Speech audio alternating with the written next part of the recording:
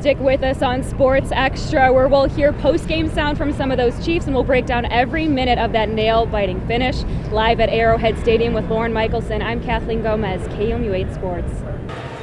Yeah, Ben, the energy of an undefeated team is definitely alive in Mizzou Arena tonight, where the Tigers are taking on 3-2 SIU. I spent quite a bit of time last week with Hallsville, their team, their coaches, their players, and they told me tonight is all about a make-or-break situation. They're now 1-1 for the season, and they have a lot to prove tonight if they want to gain some momentum for the rest of the season ahead. From the second the game clock started yesterday at Arrowhead, the Kansas City Chiefs are ready to make everyone forget about their roller coaster season. Mahomes and his red-hot receivers are back to working in tandem, and the once questionable defense has redeemed itself. The Chiefs haven't allowed more than 17 points in their past 6 wins. The 2021 season is moving quickly to a close, but Hallsville is nowhere near finished. We got to make sure our kids are practicing hard. We've had 2 good solid days of practice right now, and this one is the one that's the most important right now because it's the next one up. Never in the program's history has a team made it as far as this class. 8-0 and on the cusp of a conference title. We've never won in school history. We've never won a conference championship. So trying to be the first to do it in school history, in the Tri-County, and then, from there, it's another 1 week at a time, and then try to go compete for a district championship.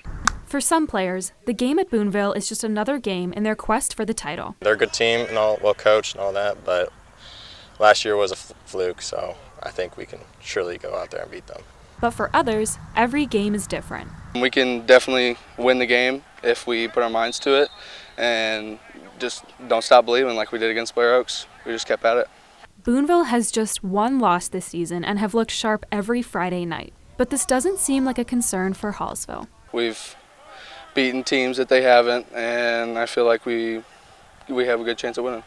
This season brought its challenges, but everyone in the program is ready to make history. Now it's attainable. It's right there in front of us that we set ourselves up to go out and have a chance to be successful and play for a district championship again. Kathleen Gomez, KOMU8 Sports, Hallsville. Well, chance for some Hallsville history tonight, Kathleen. Yeah, for the full game recap, join us back here at 10 on KOMU8 for the full FNF recap from tonight.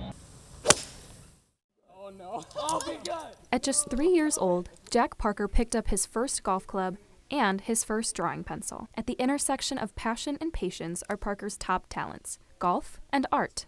They're pretty different, but I feel like at least the sport I play, golf, they both require, some patience. I feel like my work is a lot better, when I actually allow myself to take forever with it. Now 23 years old, Parker is currently in a master's program in economics and playing his 5th year on the Mizzou golf team. A fully dedicated player, he said patience is key on the course. You can work on your fundamentals and stuff, and you can, change how you swing it or how you putt it. And making those adjustments and getting used to it takes a lot of time and a lot of practice. While his mindful approach to the game may come off as masterful, Parker still comes across as humble, deflecting talk of his accomplishments to his team. I think it'd be cool to, have, not me, but, the Missouri golf team or just the sport of golf in general to be part of a conversation about, how Mizzou athletics are doing. One friend and teammate said Parker impresses him both on and off the course. I've just kind of learned from him how he plays the game. He's very simple, and it makes me realize I don't need to overthink things so much on the course. Parker holds back-to-back top 5 finishes so far this season, including a victory at the Turning Stone Intercollegiate Tournament.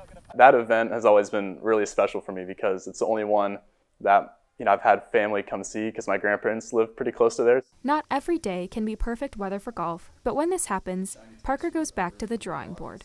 When there's snow on the ground or we can't, play golf, oftentimes I'll just go to my desk and start drawing.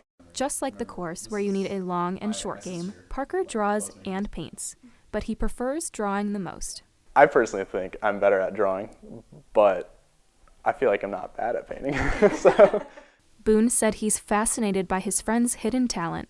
When I've walked into his room a couple of times just to chat with him, that he's got just these amazing pieces that he's drawn on his walls and such. I pick his brain about it every once in a while, oh, how'd you do this? How'd you do that? I think it's something cool that he does. Teammates for 4 years, Parker and Boone feel lucky to have such a close friendship.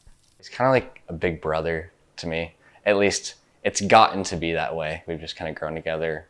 Parker most recently set personal bests at the Rich Harvest Farms Intercollegiate, scoring a hole-in-one along with 16 birdies and 2 eagles.